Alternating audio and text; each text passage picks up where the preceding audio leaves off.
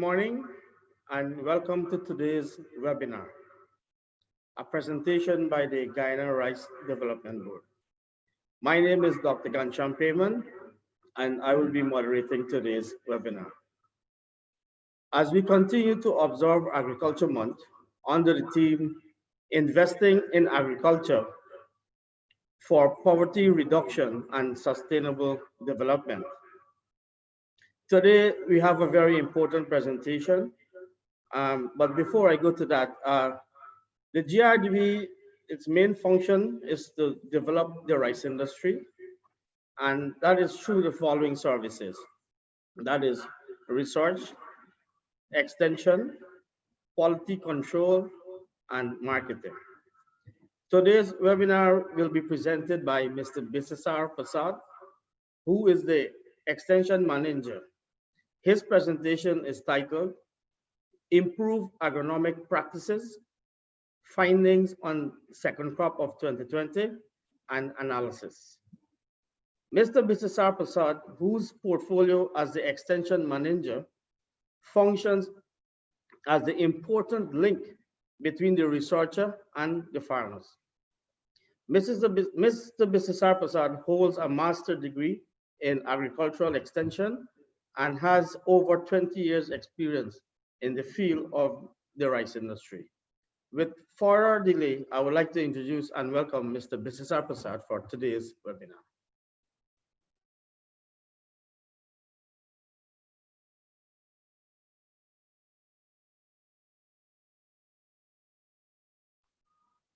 Thank you, Dr. Payman, for those kind words of welcome and introduction. Good morning, everyone. This morning, I will be presenting some findings on the improved agronomic practices for 58 farmers during the second crop of 2020.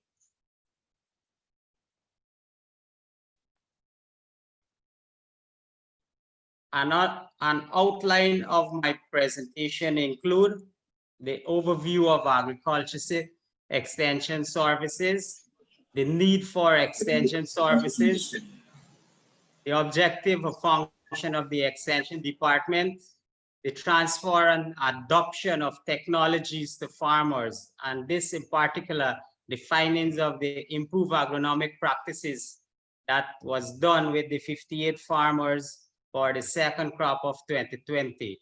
And of course, I want to touch a little on the cost-benefit analysis of these technologies that were transferred to the farmers out there. Looking at the overview of extension services provided, it must be noted that the services provided by extension have significant public good attributes. About 80% of the world's extension services included in Guyana are publicly funded and delivered by the public servants. About 12% of those extension services are provided by universities and non-governmental organizations, the NGOs, and approximately are being provided by the private sector. Agriculture extension has largely contributed to the world's economy by stimulating desirable agricultural developments while enhancing the production and productivity. In recent development of the agriculture sector, extension provides a more participatory and bottom-up approach using from the grassroots level. And during this recent development, it is more client-oriented and provide a huge scope for digitalization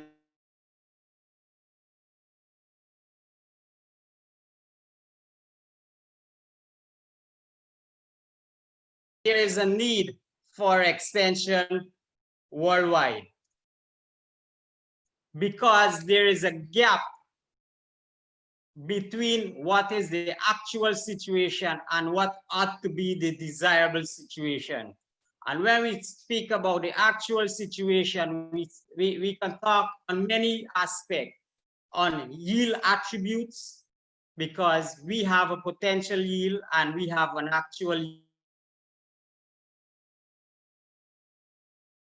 of a technology. While some farmers are adopting technology at a faster rate, some are adopting at a slower rate. This gap has to be narrowed, and it can be narrowed by the application of science and technologies, thus bringing the appropriate changes in the behavior and attitude of both farmers and extension agents. We know for the fact there's a need for extension because extension creates the link between researchers and farmers and ultimately provide adequate feedback information for the research scientists. Looking at the objective of extension services, the extension arm of GRDB objective is to disseminate research technology that is sustainable, economic, important,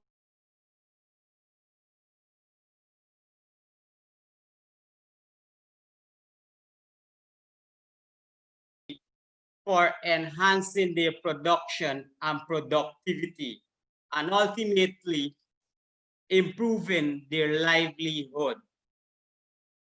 The department also tasked to conduct training of all rice farmers across the rice growing region to build their capacity and develop leadership quality in identifying and bringing solutions to the various identify the felt needs of the farmers. The extension arm also monitor the field for various issues. And when we talk about monitoring field, we're talking about monitoring the field for harmful and beneficial insects during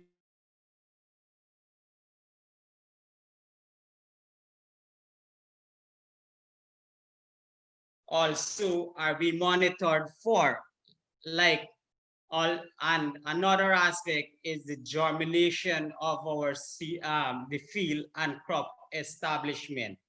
Those things are being monitored during the cropping season. And one other aspect that we do is the data collection on the acreage zone and the acreage harvested. And data collection is when we talk about on the acreage zone is as per variety zone across the different rice growing regions. Another area that we focus on is to bring about desirable changes in farmers' knowledge, skill, attitude, and goal with respect of the need of a technology right on to the adoption of the technology. And these objectives or mandates can be achieved through the farmer field school, the farm visits, field days, and more importantly, the demonstration plots and farmers outreaches. I spoke earlier about the need for extension because there is a gap of between the actual situation on the ground and what ought to be the desirable situation. And this graph is showing us the national average yield of rice production in Guyana. And this is the actual situation or the actual what we are having or what we are obtaining. And if you can see here,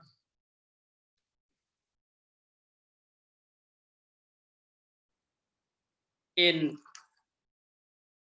1999,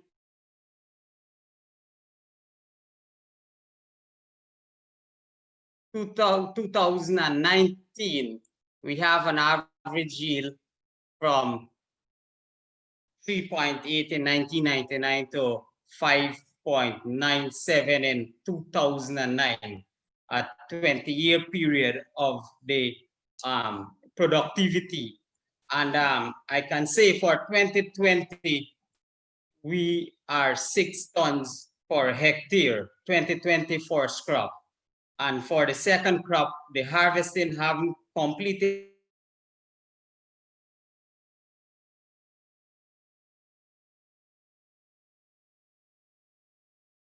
So this graph I want to show the actual situation on the ground there, and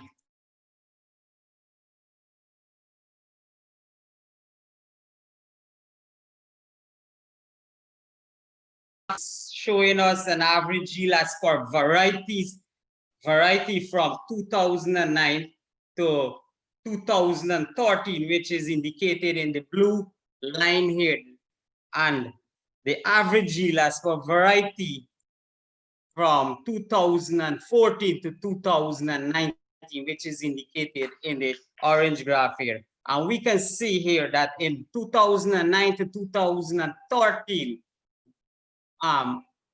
like the rust, the variety during that period, the productivity. And from 2014 to 2019, the productivity of those variety, which is indicated in the orange line here. And 0.68 here to 5.4, whereas the newer variety, or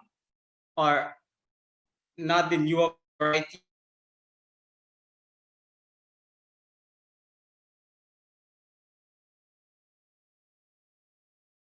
they had an increase in yield from, which is the rustic, we are seeing 5.31, and right on to the 15, the GRDB 15, 5.92. So there was an increase from that 5-year period, 2009 to 2013, and 2014 to 2019. And there's something that attributes increase.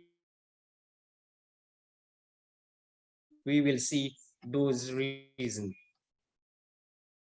I want to show a little on the adoption of variety as for acreage cultivated 19, and we have some varieties here that is showing in the line graph, and the one that is outstanding there is the GRDB 10. The GRDB 10 is the most dominant variety as for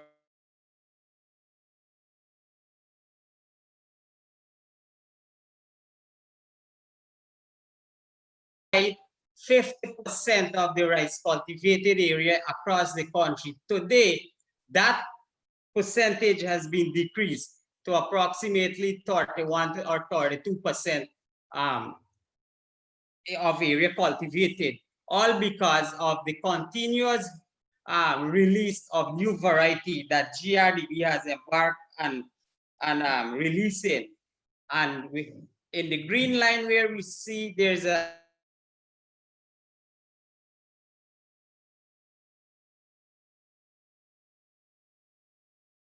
there was an increase in the acreage cultivated, and farmers had a different, more option to variety wise.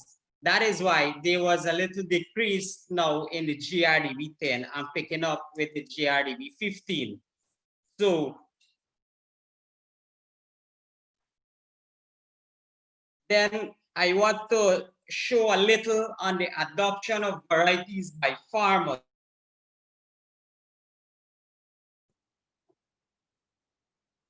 The adoption of the varieties produced by GRDB by the acreage cultivated and by farmers is highly correlated. If we could see, it's almost a similar graph of the acreage cultivated with the various variety and the adoption of these varieties by farmers. Of course, the GRDB10 is the leading variety that farmers more prefer. And in 2018, we can see that there is an increased adoption of the GRDB15 by farmers. So there are options of variety for farmers to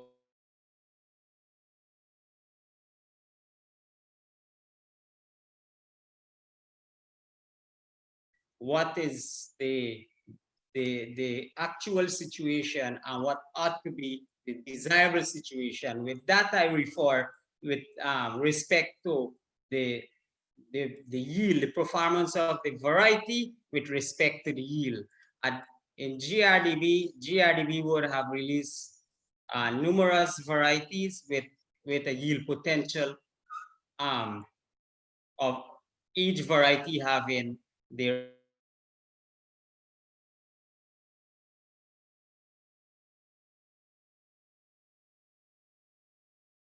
6.3 tons per hectare, and the releasing of newer varieties. These newer varieties have yield potential of 7 tons to 8 tons per hectare. And the graph, the line graph, in orange is showing the actual yield, what the farmers are getting. And of course, there is a gap between there, and um,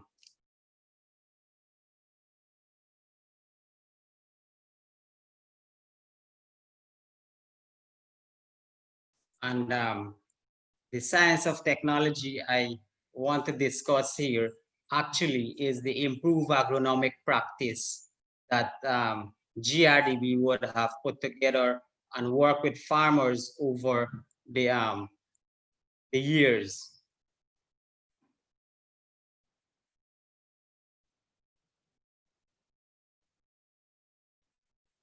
Now, there are many reasons why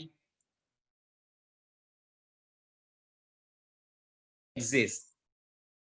Some of those reasons are lack of effective crop management, poor crop nutrition, um, poor management on disease and insects, etc.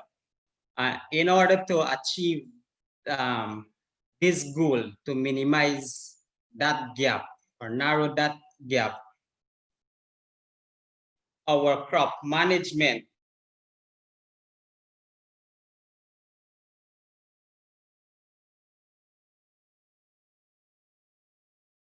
point approach um, in an integrated manner or an integrated approach and in a timely manner, that yield gap can be narrowed. Research had shown that using these practices have increased yield by 5 to 10 bags per acre, and this compensates for the additional cost that you might incur to get agronomic practice here, which was formerly known as a 6-point practice. We have built on that the soil management through soil testing, recommended plot size, land management, recommended time of sowing, seed management, balanced nutrition, water management, integrated weed management, integrated insect management, and the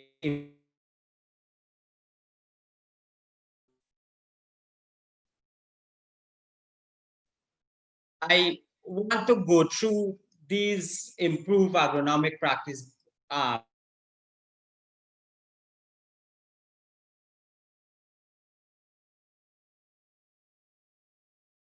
of doing these improve agronomic practice. And the first one I want to touch on is the time of sowing. Time of sowing is very crucial. It's very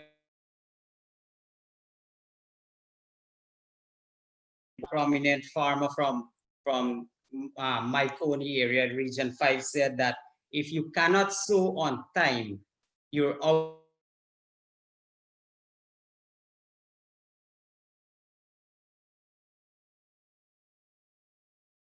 For the 31st of December. And for the second crop, it's from the 15th of May to the 30th of June. What happens when you plant during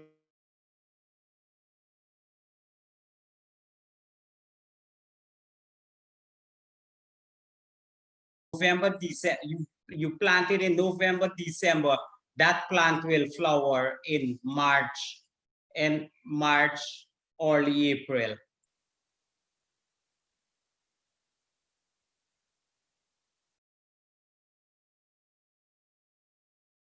Of the crop. And of course, during that period, when you plant within the recommended sowing period, is that you allow the plant to the maximum use of fertilizer and nutrients. And of course, the plant will grow healthy and kind of resist to disease. Because when we plant in this recommended period, and you kind of put have better control on your pest and disease. Now,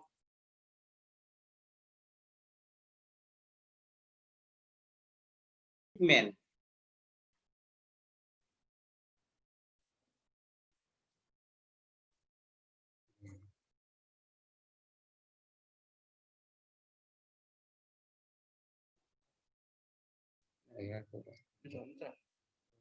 Next slide. Previous slide.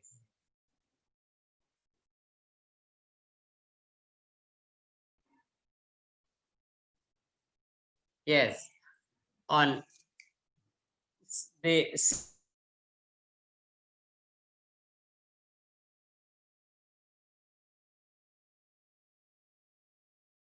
100 to 100 pound per acre.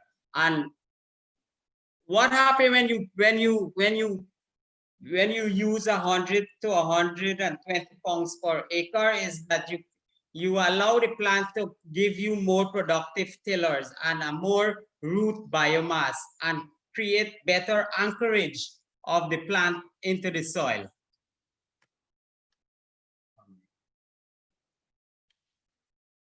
So you using this seed rate here, of course, you will have to use work that GRDB is doing to produce quality seed for the farmers so that you can reduce the seed rate. And in this presentation, we will see the improved agronomic practice versus the farmer practice, whereby farmers are using 160 pound seed rate and even more in their to cultivate. And here the 100 pound to 120 pound is very will give you the same 160 170 pound per acre. The seed treatment to do a seed treatment before you sow your paddy. And the benefit of seed treatment is to protect the plant during the seedling stage.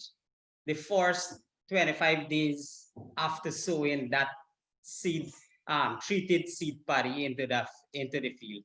And it protects the plant from early season pests such as a leaf miner, caterpillar under normal condition. The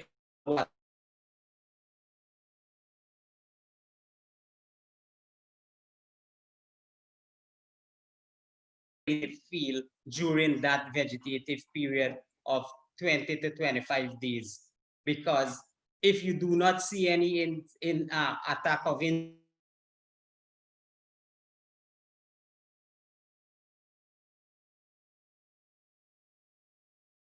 create a buildup of the natural enemies or the beneficial insects into the field. And those beneficial insects that you create or the buildup will eventually take care of the other harmful insect that will attack the plants at a later stage. And we've seen that already in farmer field. Farmers who do not spray when they use the seed treatment and they do not spray within the first 25 days, the harmful insect, for example, the paddy bug comes to lay their egg. These beneficial insect feeds on the paddy bug eggs, on the paddy bug itself. And of course, when we do seed treatment, we reduce this chemical spray in the environment and we try to rebuild back the ecosystem and create a balance in the ecosystem. And the other area of the improved agronomic practice is a balanced nutrition. Balanced nutrition is very important for a healthy growth and development of the rice plant. When we talk about balanced nutrition, we talk about both the macro and the micro elements them in available for the plant. We cannot stifle a plant by just giving it the macro elements and forget about the micro elements. They play the same even important role as the macro elements. And by giving the plant a balanced nutrition, the plant itself will develop a resistance towards disease. And that is what we are working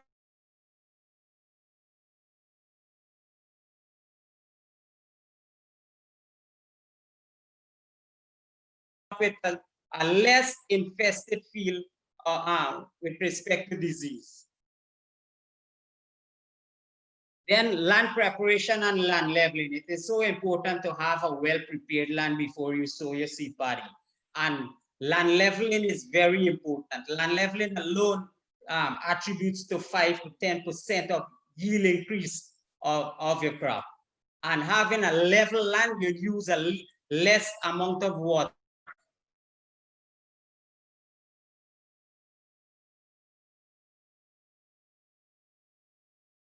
Time for you to drain and irrigate that field.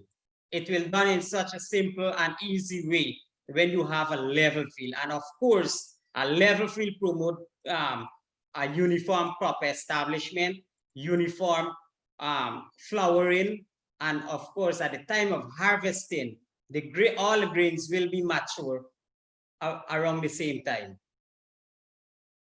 Integrated insect pest disease and weed management. And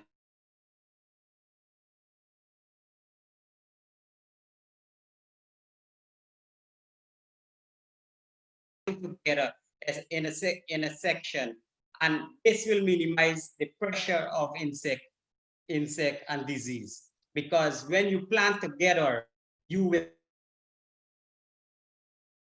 test together. But if you do not plant together, you plant out of the sowing period, well, then you encourage insect pest pressure on your field. And the choice of variety and the use of high quality seed. This is very important because not all the variety grow well in the soil. Different variety perform well.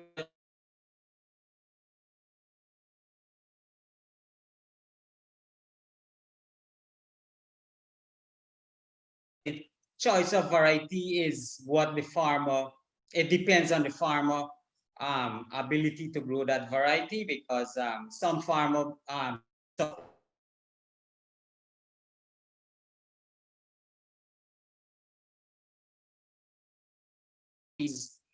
suppress the growth of red rice, etc. And the use of high quality seed. Here we are encouraging and we are working with farmers to at least have quality seed sown in their field. And with our program at GRDB, they're producing quality seed, which is C1 and C2 quality. Try to let that seed reach to all the farmers across the country. So we can assure you that coming from this and other wheat seed, and high quality seed alone attributes the 5 to 10 bags increase per acre. And this is using high quality seed, you will have an early vigor, early growth and development of the plant. Then soil management. It is very important to manage. And here, when we talk about soil management, we're talking it not to disrupt the soil structure. We want to preserve the microorganism in the soil, because these are the microorganisms that responsible for breaking down the nutrient, these fertilizer that we apply to this for the plant, so that the plant can take it up. And for that reason, we need to maintain or manage our soil properly, so that the plant, you can have a healthy plant coming out from it. And of course, the plot size and water management, I want to touch a little on. The plot size more recommended is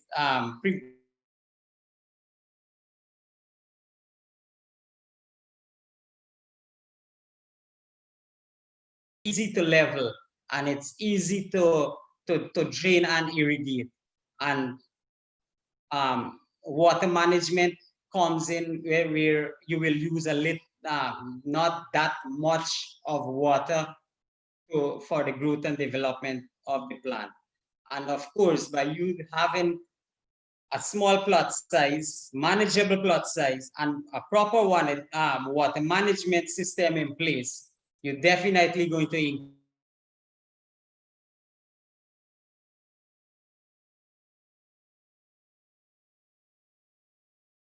to the actual improved agronomic practice that we would have worked with the 58 farmers across the rice growing regions. We had used quality seed potting from GRDB, which was a certified 1 and certified 2. We choose a plot to do the improved agronomic practice and the farmer practice. Time of final land preparation in the improved agronomic practice, we had the incorporation of the NPK fertilizer, and the seed rate was seed treatment was done at the incubation period. That is the pressing of the seed, when you about to press the seed potty.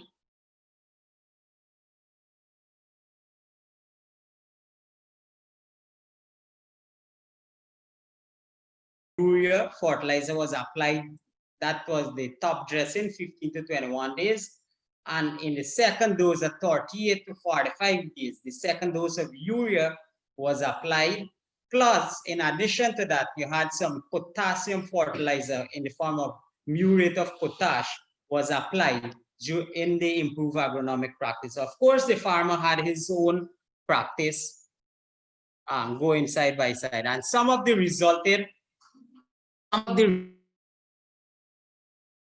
farmers, all 58 farmers cultivated between 1 to 6 acres, and they had sown within the recommended period.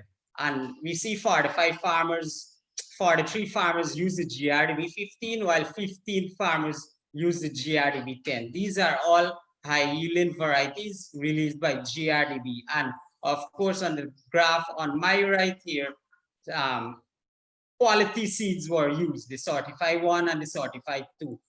Having said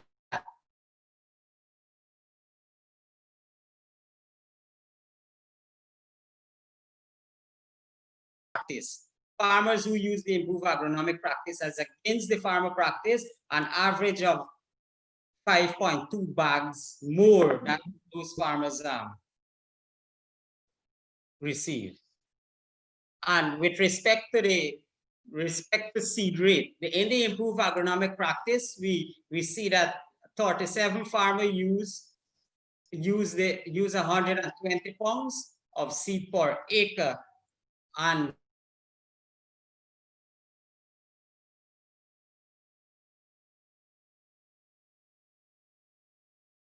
with the bar graph in the blue, it shows you farmer use from 140 to 160 pounds. What resulted in that seed rate is that the 100 to 120 pounds, you had zero lodging. And as you go up, the 140 to 160, there was indication of lodging. The 160 pounds show 5% of those fields were lodged. So it's a trend. And you can see that when you increase the seed rate, will grow tall and slender because they will be competing for sunlight. And when that plant matures and bear fruit, it obviously will lodge on you. So the 100 to 120 seed pound per 100 and 120 pounds of seed per acre is recommended. Now in the basal application, it's showing the improved agronomic practice.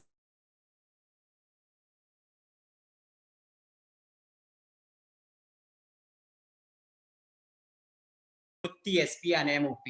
One farmer in the farmer practice did use the 625-25. What happened here last crop is that during the land preparation, we are advising and work with farmers to use this, to incorporate the NPK fertilizer into the soil.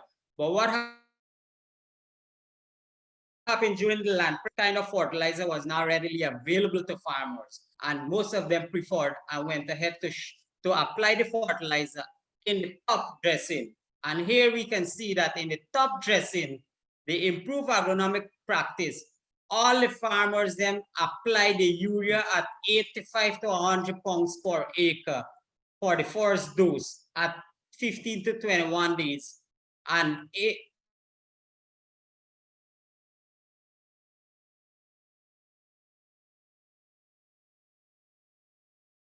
application with these recommended variety. Of course, the farmers then did some TSP in the 15 to 21 days.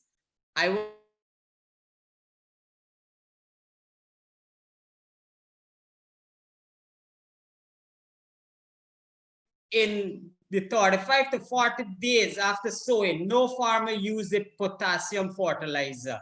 In the improved agronomic practice, the 38 to 45 days, we had 44 farmers who used the muriate of potash or the potassium fertilizer. And what came out of this practice here? I didn't do any graph on this, but it was vividly shown that those farmers who used the MOP at the second dose had a reduction in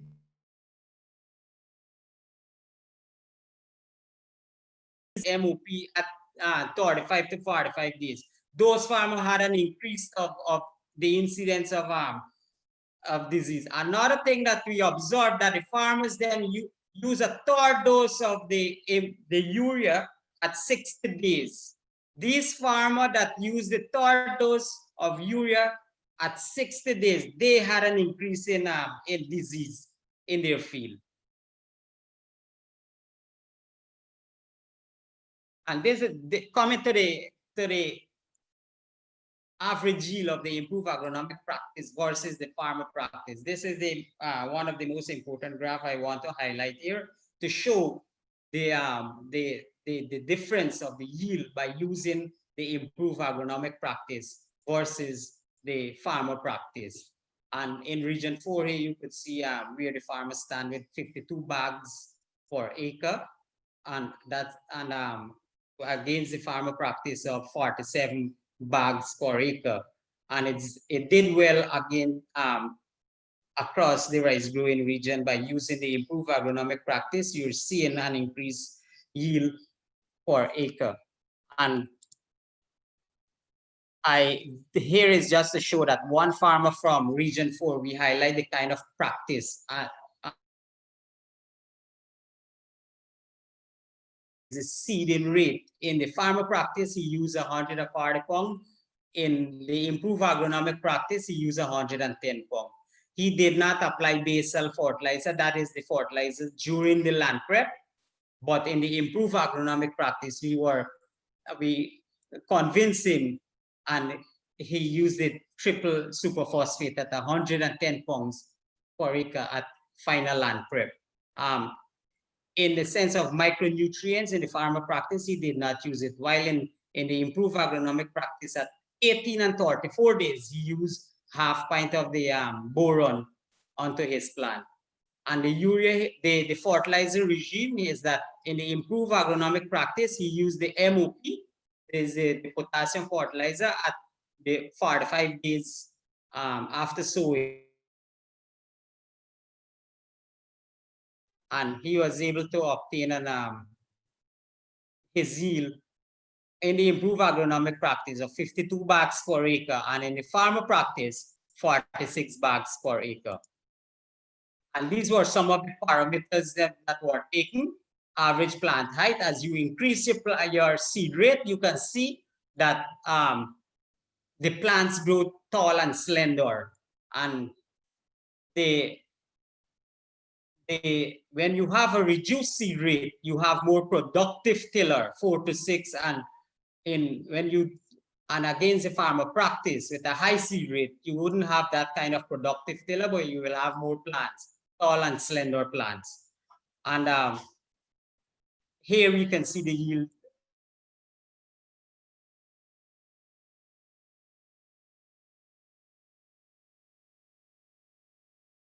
Rate was above 90% of germination, and the seed was free from red rice and other weeds. Now, I want to show this a little cost benefit analysis of using the improved agronomic practice and the farmer practice, because a lot of farmers say they incur a lot in when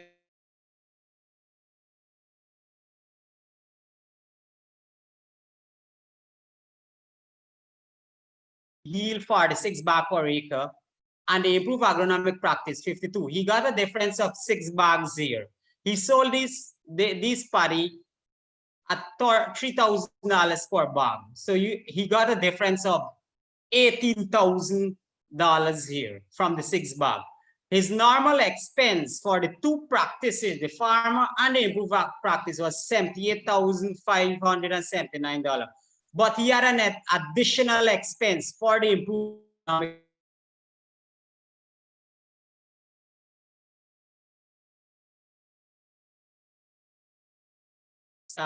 input, and that would have additional cost of $7,600. But then he saved back from the seed paddy, and in the farmer practice he used 140. So he saved 30 pounds of seed paddy at $840.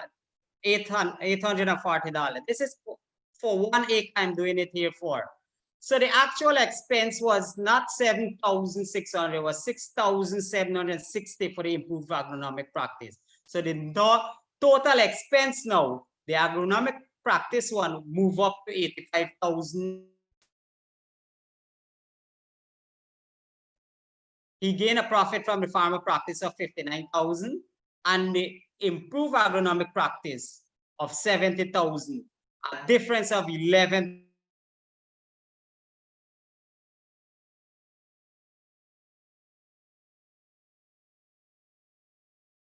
$1,760, and he gained $11,240 per acre when he uses the improved agronomic practices. And apart from the improved agronomic practices, like I said, the GRDB would have undertaken the extension arm would have undertaken other activities such as monitoring of the field, and we monitor the field out.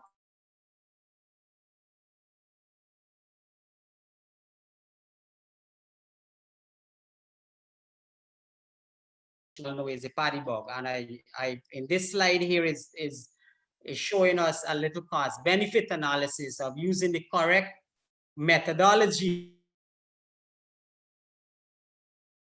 by spraying as against the farmer methodology. And I bring it out here in a little scenario that one pack of pronto, which is a 500-gram pack, is $4,000, and it worked out to be $8 per gram. Now the farmer practice when he go to spray his field, he used 50 gram of the pronto, and that gave us, some farmers even are using 60, some farmers are using 40.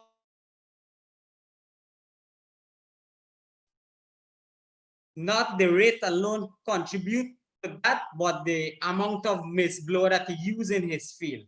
In this case, the farmer was using 1 motor blower per acre, and the cost of 1 motor blower per acre and the 50 grams of pronto per acre give you a total of $640 per acre.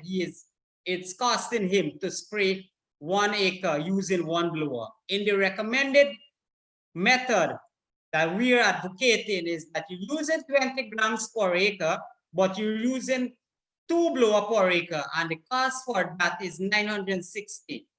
When we work it out and show a farmer, the farmer say his way is cheaper, and this other recommended way is costly.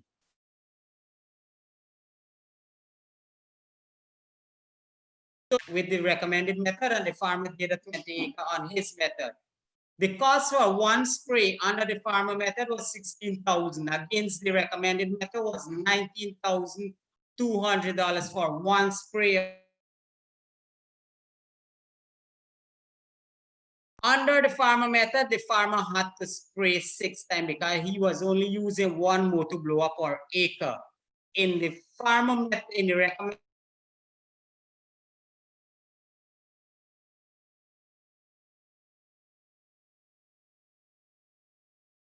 big overlap of or wetness on the plant, and at the end of it, the farmer method who used 1 blower per acre, he ended up an average of 7% damage at the mill, as against the recommended method where he had 4%, 4.5, average of 4.5% damage at the mill.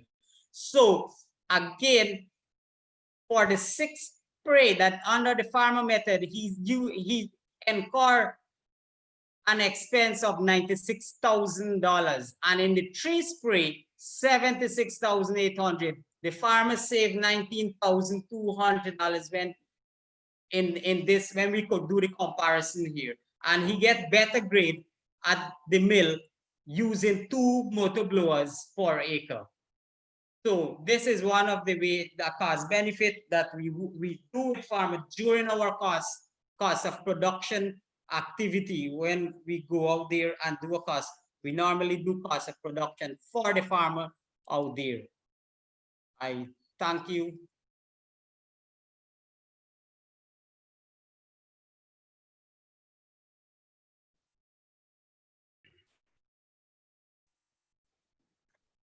Thank you, Mr. Prasad, for a wonderful presentation. You could have listened that you would have focused a lot on the role of the extension department, and a lot would have mentioned on the performance and preference of the varieties. He also touched a lot on the yield gap, that is the difference between the potential yield of these varieties and the actual yields that the farmers are obtaining, a difference of approximately 2 tons per hectare. And to narrow that gap, he would have highlighted some of the new and improved agronomic practices to narrow the gap within the yield. From the presentation also, he would have used real data from last season that would have conducted trials in the different rice growing regions. And you would have seen the advantages in the grain yield, the quality of the crop, and even the economic returns or the cost benefit analysis. So once again, thank you, Mr. Bisesar Prasad, for a wonderful presentation. And we now open for any questions, suggestions, comments with respect to the presentation.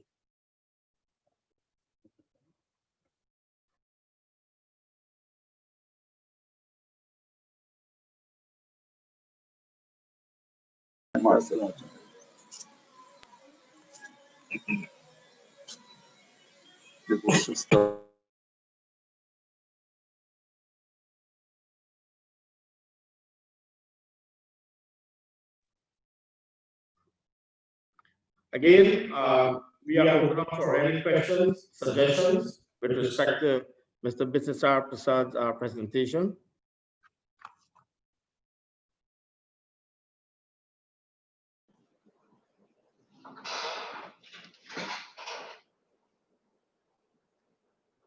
Good morning. Can you hear me? Hello? Hello? Hello, good morning. Can you hear me? Yes, hearing you now. Mr. Bisesar, thank you very much for a magnificent presentation. It seems as though we are going in the right direction, though I know there are many, many challenges, some of which you cannot rectify, which will need upper management and the Ministry of Agriculture. One of the things that we started in 2009 was a 6-point to a better rice. And in that 6-point had a transformational area called plant nutrition. And that worked very well from 2009 until we start getting some hiccups. My problem is that the fertilizer that we're importing in this country, basically, as I have tried in many places, are not basically for rice. Because rice is a short-term crop. The plant needs its food as early as possible. So the fertilizer that you put in the soil must convert it at the shortest possible time, because the plant do not consume that thing that people call fertilizer. The soil has to convert it into a plant food, what we call it organic matter, that the plant could get it and build its immune system. If the plant immune system is not strong, it cannot withstand the early days pests, and that is why we're getting paddy bugs. We have to come up with some method by which we could get the people in authority to ensure that fertilizer coming in this country must be specific for the crop that is going to be used for. You cannot use coconut fertilizer or rice fertilizer for rice.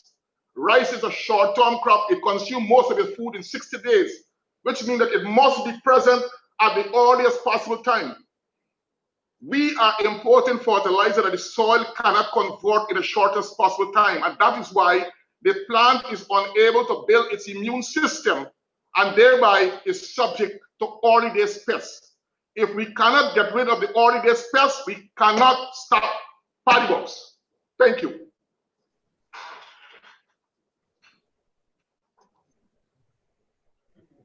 Thank you very much, Mr. Adams, for your comment there.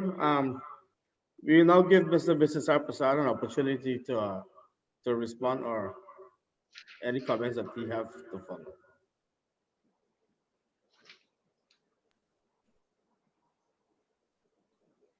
Thank you, Doc. I do agree with Mr. Adams that to have a healthy crop, you must have the correct type of fertilizer to apply to the crop. And it should be a balanced kind of fertilizer for the rice crop. Thank you. Okay, so we still open for any other questions, any comments? Okay, Mr. Fullerton, the floor is yours. Okay, thank you. Can you hear me?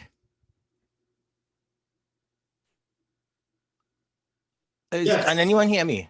Yes, we can. Okay, thank you. In 2009, I did a project with GRDB at the time when Mr. Ragnat was the extension manager.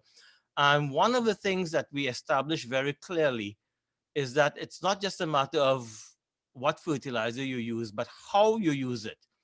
And for example, we insisted, and I still insist, that for the MOP, for example, if you're using it, must be incorporated into the soil at the beginning of the crop, not near the end of the crop the way this is used.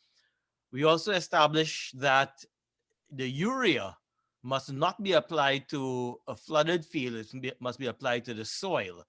And this is not something that I invented. This is something that we have known about in rice for maybe 100 years. And is this still being practiced? Is this still being promoted, the proper application of fertilizer, as well as the proper application of urea to the soil rather than to the water?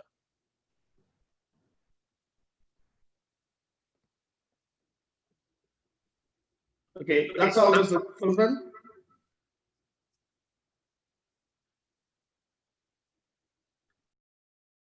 Okay, Mr. Pasada, could you respond to that, please?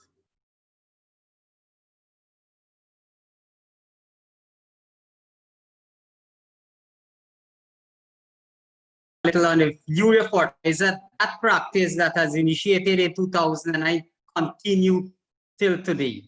That the urea fertilizer is being applied on dry soil or moist soil and not under flooded condition. However, there are some challenges I know in the cultivation area, whereby in the second dose of the urea fertilizer, it's difficult to drain the field completely and apply it on the dry soil or moist soil there. What happened with most of the farmers, they will reduce the water half or 3/4 in the field and then apply the urea fertilizer. The MOP fertilizer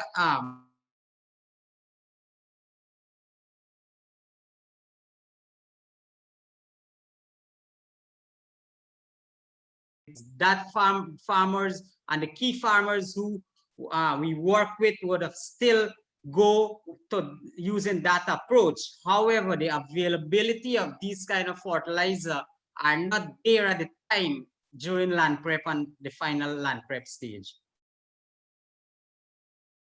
Thank you. Any further questions, comments with respect to the presentation? We have just 2 minutes more to close. In the meantime, we're getting questions from other participants. I would like to remind you that on Monday, 26th of October, we will continue with the series of webinar, and the presentation there will be red rice, its economic importance and management, and that will be done by yours truly. And on the 28th of October, we have another webinar there, and that is on the findings of the testing of candidate paddy varieties, and that will be done by Dr. Mahendra Prasad, who is our chief scientist and plant breeder. So kindly remind those dates, and those webinars will be conducted at 10 o'clock in the morning to 10 to 11 a.m. So please join us then for those presentations. The floor is still open for a minute more.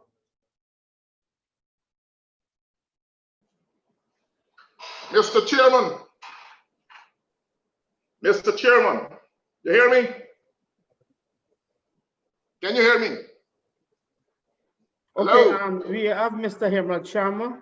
We give him to ask a question, please. Go ahead, Mr. Sharma.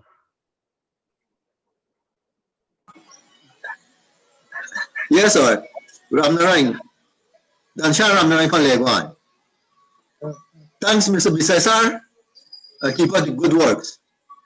But one question I want to ask you, that when you plant in November and December, the rice was in March, that in a real sunny time. And if a person shy or a farmer shy in April, the yield will be different.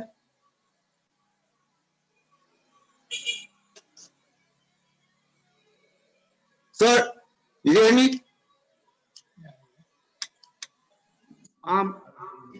Sorry about that. We had a little technical issue there while you were asking that question. Can you please repeat? Yes, sir. Mr. Besser, keep up the good work. Nice presentation. But I want to know when you plant in November, December,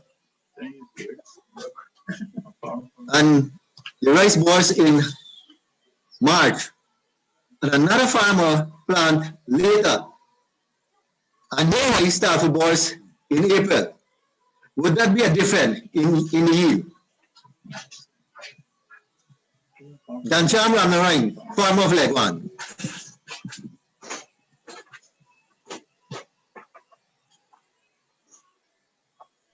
Can you hear me, sir? Yes, thank you, Mr. Ramnarayan from Legwan. Yes, sir. Of course, the different sowing dates, and here we're talking about out of this effect on the yield obtained. And that is why we are saying that in November, December is the recommended period of sowing, not just alone on the yield it will affect, but the growth and development and the incidence of disease and other insect on the plant. Because when you go out of the sowing period, you remember you have majority of the farmers in this sowing period and another farmer out of the sowing period.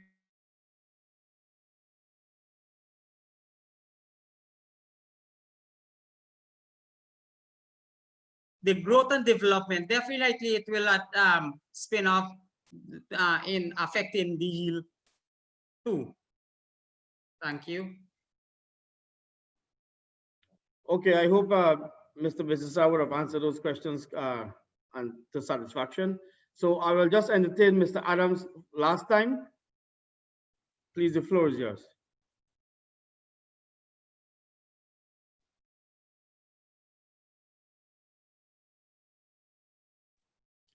Mr. Adams, you're still there?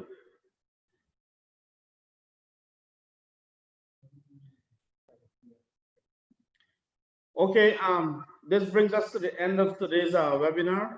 I would like to thank each and everyone for tuning in. And please remember that we will be continuing the series on Monday and followed by the final presentation on Wednesday next week. Thank you very much.